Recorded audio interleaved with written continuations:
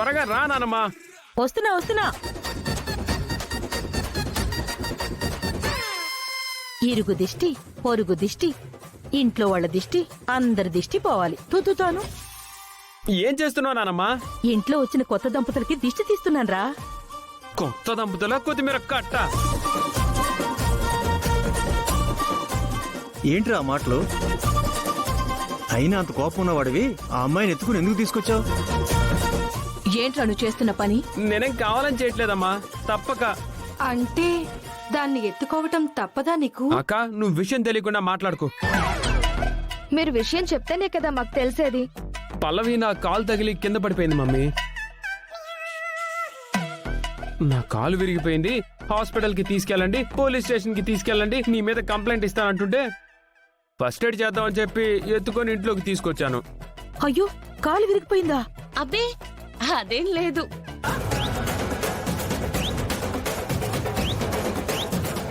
ఏమీ లేదా? ఏరా, కాలు విరిగిపోయింది, నడవలేకపోతుంది అన్నావు. అదే చెప్పింది మమ్మీ, అందుకే ఎత్తుకున్నాను. హే, ఇందాక కాలు విరిగిపోయింది, హాస్పిటల్ కి తీసుకుపోండి, పోలీస్ స్టేషన్ కి తీసుకుపోండి అని అడిచావు కదా. ఎందుకలా అబద్ధాలు చెప్తున్నారు? మీ అమ్మగారు ఏమైనా అనుకుంటారనా? నువ్వు నేను కాబోయే భార్య భర్తలమే కదా, ఆవిడేమనుకోర్లే. అమ్మా, దీని మాటలు నమ్మద్దు, మాయ చేస్తుంది ఇది. ఇప్పటికిప్పుడు మాట మార్చేస్తుంది. ఏంటి అక్కడ నన్ను కోచ్ ట్రైనింగ్ ఇవ్వకుండా పంపించేసేలా చేసావు కదా, దానికిది రివెంజ్ అన్నమాట. అది సరే గాని, ఇంతకీ ఆవిడ వెయిట్ లిఫ్టింగ్ పోటీలో నీకు ట్రైనింగ్ ఇవ్వడానికి ఒప్పుకుందా లేదా?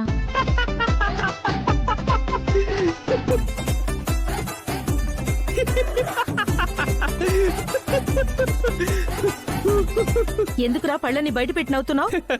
ఈ మొహాన్ని వెయిట్ లిఫ్టింగ్ పోటీలకి నువ్వేం పనికిరావు, నీకు నేనేమి ట్రైనింగ్ ఇవ్వను, పొమ్మని చెప్పింది.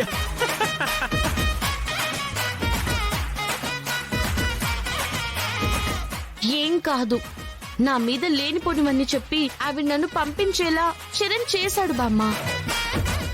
అదేం పనిరా? అదేం పనిరా అంటే చూస్తూ చూస్తూ ఎవరైనా నూతిలో దూకుతారా? కరెక్ట్ గా చెప్పావమ్మా. అన్నయ్య, ఇది కరెక్ట్ కాదురా. ట్రైనింగ్ కి వెళ్ళాలని కండిషన్ పెట్టిందే నువ్వు, ఇప్పుడేమో చెడగొట్టింది కూడా నువ్వేనా? రే, ఆవిడ ప్రయత్నం ఆవిడ చేసుకుంది, నా ప్రయత్నం నేను చేశాను.